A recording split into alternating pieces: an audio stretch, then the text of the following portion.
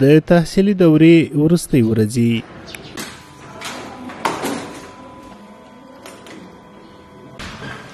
عبدالحل خپل تحصیلي سفر د ناروغیو تشخیص ماشین په جوړولو پای ته رسوي. دغه جوړ شوی ماشین د عبدالحل او د هغه د همکارانو د 5 میاشتو خواري ده. د نوموړي په خبره لومړی ځل ده چې هیواد کې داسې ماشین جوړوي. البته این ماشین قبلا ساخته شده ولی ما اینوویشن نواریای این ماشین کردیم که فعلا در بازار افغانستان موجود نیست. از قبیل ما همراه ماشین فانتوارمر فوتوتراپی را مدغم کردیم، همچنان علائم حیاتی را که از قبیل ضربان قلب است، سچوریشن اکسیژن در خون است و همچنان سیستم آردینویی است، یعنی مایکروکنترلر است که کاملا خودش اتومات است. دلته له عبدالحل وراخوا نور ځوان زده کړیالان هم دغه دوره ورته ختموي. دوی بیا د میکروبونو ختمولو، له وخته مخکې زیږېدلو ماشومانو ساتنې او سیروم ګرمولو ماشینونه جوړ کړي. دا ځوانان وایي له یادې څانګې د فارغېدو یو شرط د یو نوي ماشین جوړول دي. په موږ د انکیبیټر ماشین، سیروم وارمر ماشین، انفانټ ماشین او د یووی لایټ ماشین دغه ماشینونه جوړ او ډیزاین کړل.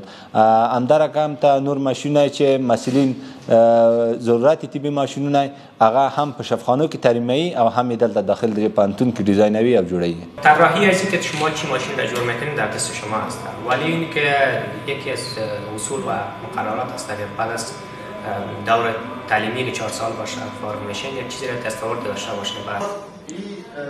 مطیع الله د انجینري څانګې په طبي ټکنالوژۍ کې له 6 کلونو راهیسې استادي کوي. دی راته وایي چې د زده کړیالانو لپاره په خپل زده کړیز چاپیریال کې د نظري زده کړو ترڅنګ د عملي زده کړو ښه فرصتونه لري، ځکه خو یې فارغ کسان په وروستۍ بریا توانېدلي.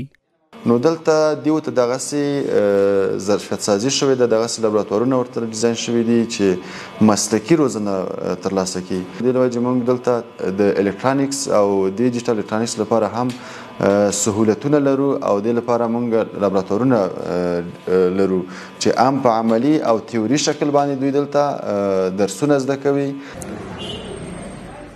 د طبي پوهنتون زده کړیز چاپیریال او شته استعدادونو د تازه زده کړیالانو هیلې ژوندۍ ساتلې. دوی وایي د عملي او نظري زده کړو سربیره په پیاوړې روحیه روزل کیږي. دلته چې کوم محصلین چې فارغ شوي دي هغو موږ ته دا ایډیا راکړه چې هیڅ ناممکن نه دی. افغانستان کې د امکانات شته او که موږ چېرته کوشش وکړو انشاءالله په آینده کې کولی شو د دې نه بهتره لاسته راوړنې ولرو.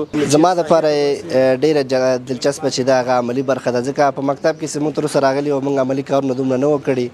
نو هر کله چې د لیکچر سره تر څنګ عملي کار یو ښه زمینه برابرې لکه څنګه چې موږ دلته لرو، بیل ساعتونه لرو، ورکشاپونه لرو. روان دی همین دپارتمنت قسمی است، روان همین پروگرام که باید هر مسئله که فارغ میشوه باید یک دستاورد با خود داشته باشه. مثلا لابراتوار تجهیزات طبی داریم که به صورت عملی ما دستگاه ها را میبینیم و همراهشان پرکتیس و تمرین داریم. دا لومړی دوره نه ده چې ورته طبي ماشینونه جوړوي، بلکې له دې وړاندې هم ګڼ زده کړیالان توانېدلي چې دا ډول ماشینونه جوړ او ګټې اخیستنې ته وسپاري.